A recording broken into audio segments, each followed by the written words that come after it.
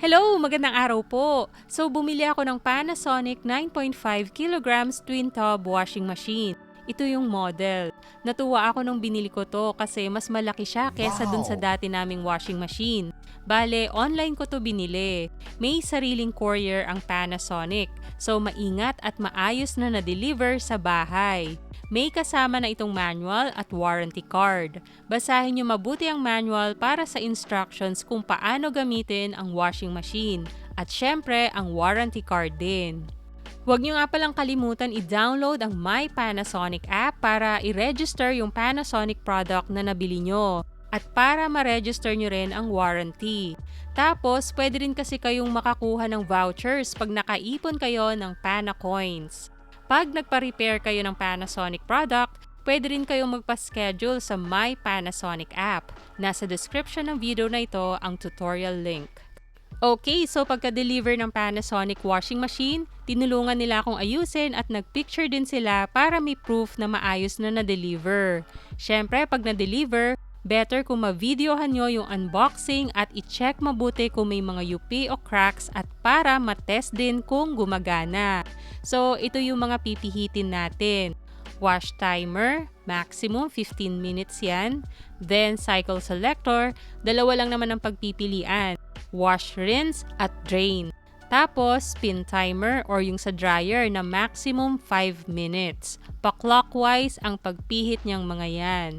Ang sabi nung nag-deliver, yung timers wag pilitin i-off. So kung halimbawa gusto nyong tumigil na yung wash tub or yung spinner, tatanggalin nyo lang sa saksakan kasi umaandar pa rin yung timer nun. Hayaan nyo lang siyang mag-off ng kusa. Okay, so ito yung wash tub niya, 9.5 kilograms. Then yung spinner or dryer, 7.5 kilograms at according sa manual ay dry weight ang mga ito. So dito sa gilid ng wash tub, nalalagyan dito ng hose para malagyan natin ng tubig. May nakalagay naman dito sa may lint catcher kung nasa low, medium, or high ang tubig. Depende kung gaano karami ang lalabhan nyo. Syempre, lalagyan natin ng detergent. Yung sukat, bahala na kayo. Depende kung gaano karami ang labahin. Saka, i-check nyo na lang ang instruction sa packaging. Then, lagyan ng mga damit. So ako, wina-wash ko muna ng 3 minutes para ma-distribute lang yung detergent at matunaw ng maayos. Tapos, ibababad na yon ng ilang minutes, depende kung gaano kadumi yung mga damit. Later. Next, after na mababad siya ng ilang minuto, iwa-wash ko na siya ng 15 minutes. Para sa akin, malakas na rin yung ikot niya. Tama lang para sa akin. Wala kasing ibang options kung gaano kalakas yung ikot na gusto natin. Better din kung tatakpan nyo yung wash tub kasi tumatalsik yung tubig at mga bula. So ayan, nakatakip na. Pagbanlaw or rinsing, pwede rin kasing magbanlaw sa wash tub pero kasi yung tubig kailangan ko pang linis dito sa taas, lalo na sa roof deck. So hindi ko lahat binabanlawan sa washing machine at sa ibang batya ko pa binabanlawan. Medyo matrabaho nga lang yung ginagawa ko. Anyway, meron naman silang instruction sa manual kung paano magbanlaw sa wash tub. Okay, pwede rin tayong magbanlaw dito sa spinner or dryer kasi pwede maglagay ng hose sa gilid ng dryer at lalabas yung tubig dito sa maliit na tubo sa loob ng dryer. So habang umiikot yung dryer, nagre-rinse ka rin ng damit pero kasi nga kailangan ko yung tubig kaya manual rinsing ako. Nasa manual din naman ito. Bale, ibang batch na ito, mga bed sheets. Sa dryer, dapat maayos ang pagkakalagay nyo. Better kung halos pantay yung bigat all around at hindi nakatabingi yung dryer. Dapat nasa gitna siya. Kung maayos ang pagkakalagay, smooth lang yung tunog niya. Pero pag hindi maayos, parang may kumakalog sa loob. So pag ganon, aayusin nyo yung pagkakalagay ng mga damit. Kasi kung di nyo aayusin, pwedeng masira yung dryer nyo. Huwag kalimutan gamitin itong spinner cap para in place or hindi basta gumagalaw yung mga damit sa loob. Yan, then i-close natin yung dryer. Since makakapal ito, 5 minutes kong papaikutin.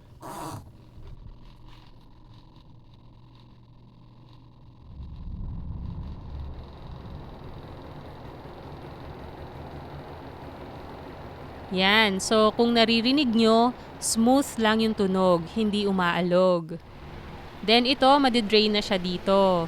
Itong na-drain na tubig sa dryer, hindi ko na siya iniipon. Siya na rin yung pang-wash ng sahig. Kasi pag inangat ko yung drain hose, pwedeng mag-backflow yung tubig sa loob. Pero kung may mas mababang area na pwedeng maipon ito nang hindi inaangat yung drain hose, okay din para magamit sa ibang paglilinis. 5 minutes later. Yan, so tapos na sa dryer, hindi naman 100% tuyong-tuyo. Siguro mga 80 to 90%. Damp siya kaya kailangan pa rin siyang isampay. Pero at least hindi na siya tumutulo at malapit na talaga siyang matuyo. Very convenient lalo na pag tag-ulan. Balik nga pala tayo sa wash tub. So ito yung lint filter. Nakukuha niya yung mga himulmol saka yung mga ilang dumi din. Madali lang naman siyang tanggalin. Push lang ng konti pababa tapos kunin lang. Syempre itatapon na to. Then hugasan ng lint filter. Okay, nahugasan na. Nakalagay naman dito kung nasa ng top at bottom.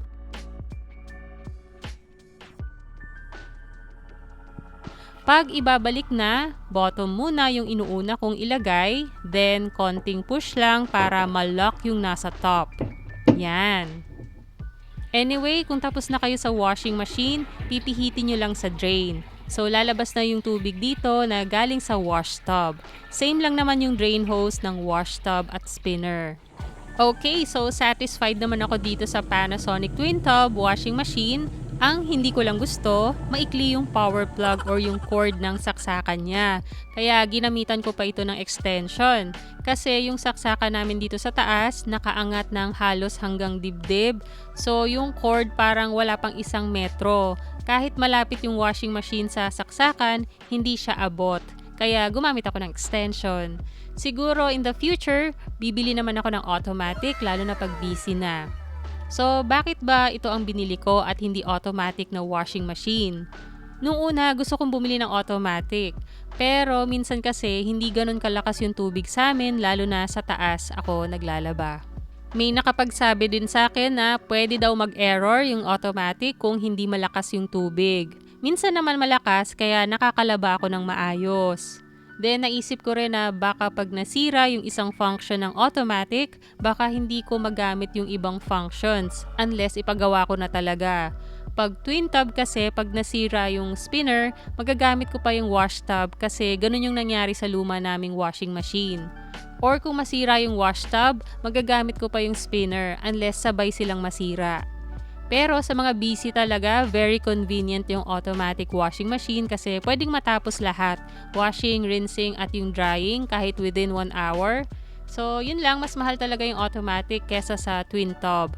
Pero kung may extra time, okay din talaga ang twin tub washing machine. Nakakalaba at linis naman ng maayos ng mga damit.